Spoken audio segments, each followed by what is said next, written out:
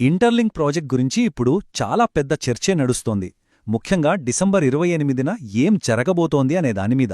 రకరకాల ఊహాగానాలు వినిపిస్తున్నాయి. కాని అసలు విషయమేంటి? ఈరోజు మనం దాన్ని స్పష్టంగా, లాజికల్గా అర్థం చేసుకునే ప్రయత్నం చేద్దాం. ఎందుకంటే ఇది చాలా కీలకమైన ఈవెంట్. అసలు గేమ్ ఇక్కడ్నుంచే మొదలవుతుంది. ఈ ఒక్క మాట చాలు డిసెంబర్ 28వ తేదీ ప్రాముఖ్యతను చెప్పడానికి. అంటే ఇదేదో మామూలు అప్డేట్ లేదా ఒక చిన్న ప్రకటన కాదు. ఈ ప్రాజెక్ట్ యొక్క దిశనే మార్చే ఒక పెద్ద మలుపు అని సోర్స్ స్పష్టంగా చెబుతోంది. మరి ఆ మార్పేంటో ఇప్పుడు చూద్దాం.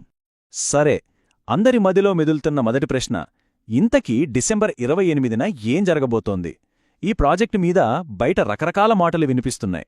ఆ గందరగోళాన్ని దాటి అసలు వాస్తవాలేంటో పరిశీలిద్దాం. బయట చూస్తే ఈ ప్రాజెక్టు మీద రకరకాల మాటలు వినిపిస్తున్నాయి కదా. కొంతమందేమో అబ్బే ఇదంతా ఊరికే హైప్ అంటారు.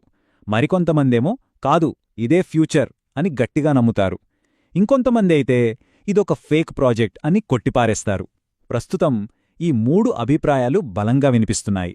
కాని వీటిలో ఏది నిజం? దాన్ని తేల్చడానికే ఈ విశ్లేషణ. అందుకే మనం ఈ విశ్లేషణలో ఈ హైప్ని, ఎమోషన్స్ని కాస్త పక్కన పెడదాం. కేవలం లాజిక్, ఆధారాలతో ఏం జరగబోతోందో విశ్లేషిద్దాం. గందరగోళం నుండి స్పష్టత వైపు వెళ్దాం. సరే, ఇక అస్సలు మ్యాటర్కొచ్చేద్దాం. డిసెంబర్ 28న జరగబోయేది ఒక సాధారణ ఈవెంట్ కాదు. సోర్స్ మెటీరియల్ ప్రకారం ఇదొక ఫండమెంటల్ ట్రాన్సిషన్, ఒక ప్రాథమిక మార్పు. ఆ ట్రాన్సిషన్ ఈవెంట్ అనే పదానికి అర్థమేంటో ఇప్పుడు వివరంగా చూద్దాం. ఈ ట్రాన్సిషన్ ఈవెంట్ అనే మాటని సరిగ్గా అర్థం చేసుకోవాలి. ఎలాగంటే, ఇన్నాళ్లు ఒక ల్యాబ్లో రహస్యంగా ఒక ప్రొడక్ట్ని తయారు చేసి ఇప్పుడు దాన్ని ప్రపంచం ముందుకు తీసుకొస్తున్నట్టన్మాట. అంటే ఒక చిన్న కమ్యూనిటీ వరకే పరిమితమైన ప్రాజెక్ట్ నుండి ఇప్పుడు గ్లోబల్ లెవెల్కి వెళ్తోంది. చూశారుగా తేడా ఎంత స్పష్టంగా ఉందో? ఇన్నాళ్లు ఒక సైలెంట్ డెవలప్మెంట్ స్టేజ్లో ఉండేది. అంటే నిశ్శబ్దంగా ఒక చిన్న గ్రూప్లో అభివృద్ధి చెందింది. కాని ఇప్పుడు గ్లోబల్ ఎగ్జిక్యూషన్ స్టేజ్కి వస్తోంది. అంటే ప్రపంచం మొత్తం ముందు తన పనితనాన్ని చూపించబోతోంది. ఇది చిన్న విషయం కాదు. ప్రాజెక్ట్ తన స్వరూపాన్నే మార్చుకోవడం లాంటిది. సాధారణంగా క్రిప్టో మార్కెట్ని గమనించే వాళ్లకి ఒక విషయం తెలుస్తుంది. ఒక ప్రాజెక్ట్ ఇలా సైలెంట్ స్టేజ్ నుండి పబ్లిక్ స్టేజ్కి వచ్చినప్పుడు అది చాలాసార్లు పెద్ద పెద్ద మార్పులకి ఒక సూచనలా ఉంటుంది. ఇదొక స్ట్రాటజిక్ మూవ్ అనమాట. ఇప్పుడు ఈ మార్పుకు బలాన్నిచ్చే ఆధారాలేంటో చూద్దాం. సరే, ఇదొక పెద్ద మార్పు అని చెప్పుకుంటున్నాం, బానే ఉంది. కాని దీనికి ఆధారాలేంటి? సోర్స్ ప్రకారం ఈ ప్రాజెక్ట్ ఇప్పుడు మెచ్యూర్ అయిందని చెప్పడానికి 3 బలమైన సంకేతాలు లేదా 3 పిల్లర్స్ ఉన్నాయన్నమాట. వాటిని ఒక్కొక్కటిగా చూద్దాం. ఒక విషయం మనం గుర్తుపెట్టుకోవాలి. పెద్ద పెద్ద కంపెనీలు అంటే ఇన్స్టిట్యూషనల్ ఇన్వెస్టర్లుంటారు కదా, వాళ్ళు ఊరికే గాలి వార్తల మీద డబ్బు పెట్టరు. ఒక ప్రాజెక్ట్ నెట్వర్క్ స్ట్రాంగ్గా ఉంది, మెచ్యూర్ అయింది అని నిర్ధారించుకున్న తర్వాతే వాళ్ళు ఎంటర్ అవుతారు. ఇప్పుడు ఆ మెచ్యూరిటీకి సంకేతాలు మనకు కనిపిస్తున్నాయి. అవేంటంటే, మొదటిది వీసా కార్డ్. ఇది నిజంగా ఒక గేమ్ చేంజర్. ఎందుకంటే ఆలోచించండి, ఇన్నాళ్ళు క్రిప్టో అంటే ఏంటి? ఏదో కొని పక్కన పెట్టుకునే ఒక డిజిటల్ అసెట్. కాని ఇప్పుడు ఆ వీసా కార్డ్తో దాన్ని మామూలు డబ్బులాగే వాడొచ్చు. అంటే హోల్డ్ చేయడం నుండి యూజ్ చేయడం వైపు వెళ్తున్నాం. ఇది చాలా పెద్ద మార్పు. ఇక రెండో స్తంభం దగ్గరకొస్తే ఈ మాట చాలా ముఖ్యం.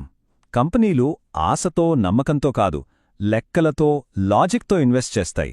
సాధారణ ఇన్వెస్టర్ల ఎమోషన్స్ వేరు, పెద్ద కంపెనీల లెక్కరు వేరు. ఆ లెక్కలేంటో ఇప్పుడు చూద్దాం. రెండో ఆధారం ట్రెజరీ డిస్క్లోజర్స్. దీని అర్థమేంటంటే, ఒక పెద్ద కంపెనీ తన ఆస్తుల జాబితాలో, అంటే వాళ్ల బ్యాలెన్స్ షీట్లో ఇంటర్లింక్ టోకన్ని చేర్చడం. ఇది చాలా చాలా పెద్ద విషయం. ఎందుకంటే కంపెనీలు అలా చేర్చాయంటే దాని రేపో మాపో అమ్మేయడానికి కాదు, దానిమీద ఒక దీర్ఘకాలిక నమ్మకంతో, ఆ టెక్నాలజీతో ఏదో నిర్మించడానికి అని అర్థం. ఇక మూడోది మైనింగ్ హ్యావింగ్. ఈ పదం వినగానే చాలామందికి రివార్డ్లు తగ్గిపోతాయేమో అని ఒక చిన్న భయం ఉంటుంది. కాని అసలు లాజిక్ అది కాదు. మార్కెట్లోకొచ్చే కొత్త కాయిన్ల సప్లై సగానికి తగ్గుతుంది. ఎకనామిక్స్లో సింపుల్ రూల్ కదా, సప్లై తగ్గి డిమాండ్ పెరిగితే ఏమవుతుంది? దాని విలువ పెరుగుతుంది. ఇది నెట్వర్క్ ఒక పద్ధతి ప్రకారం ఎదుగుతుందని చెప్పే ఒక సంకేతం. అందుకే ఈ మైనింగ్ హ్యావింగ్ని ఒక నెగటివ్ విషయంగా చూడక్కర్లేదు. ఇది ప్రాజెక్ట్ మెచ్యూర్ అవుతోందని, ఇది ఒక సీరియస్ లాంగ్ టర్మ్ ప్రాజెక్ట్ అని చెప్పడానికి ఒక సంకేతం అంతే. సరే, ప్రాజెక్ట్ బాగుంది, మెచ్యూర్ అవుతోంది, ఫండమెంటల్ స్ట్రాంగ్గా ఉన్నాయి, ఇవన్నీ ఓకే. కాని అందరి మదిలో మెదిలే ఆ ఒక్క ప్రశ్న, అసలు ధర ఎంతుంటుంది? ఇప్పుడు ఆ టాపిక్లోకి వెళ్దాం. కానీ ఊహాగానం లేకుండా ఉన్న ఫ్యాక్ట్స్తోనే మాట్లాడుకుందాం.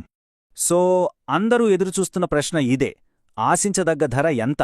దీని గురించి సోర్స్ మెటీరియల్ ఏం చెప్తుందో చూద్దాం.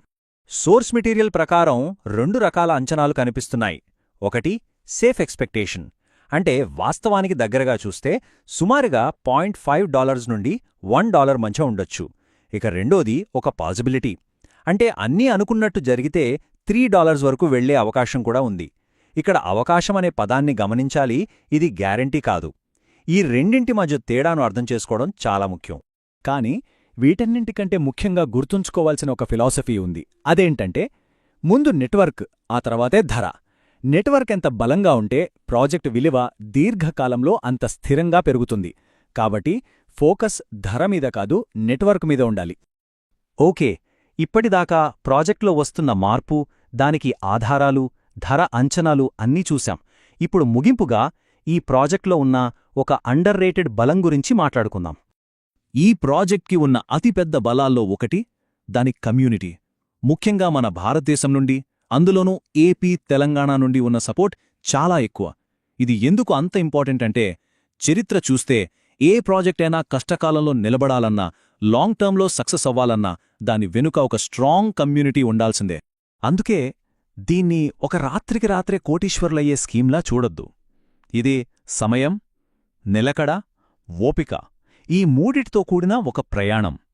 మార్కెట్లో వచ్చే గాలిమాటల్ని పక్కనపెట్టి ప్రాజెక్ట్ యొక్క ఫండమెంటల్స్ని నమ్మిన వాళ్లే లాంగ్ రన్లో బెనిఫిట్ అవుతారు. చివరిగా ఈ మాటతో ముగిద్దాం. మనం లేట్ అవ్వలేదు, మనం చాలా ఎర్లీగా ఉన్నాం. కానీ మనం నిలకడగా ఉంటేనే. ఈ ఒక్క వాక్యం చాలు ఈ ప్రాజెక్ట్ మొత్తం సారాంశాన్ని చెప్పడానికి. దీని గురించి ఆలోచించండి.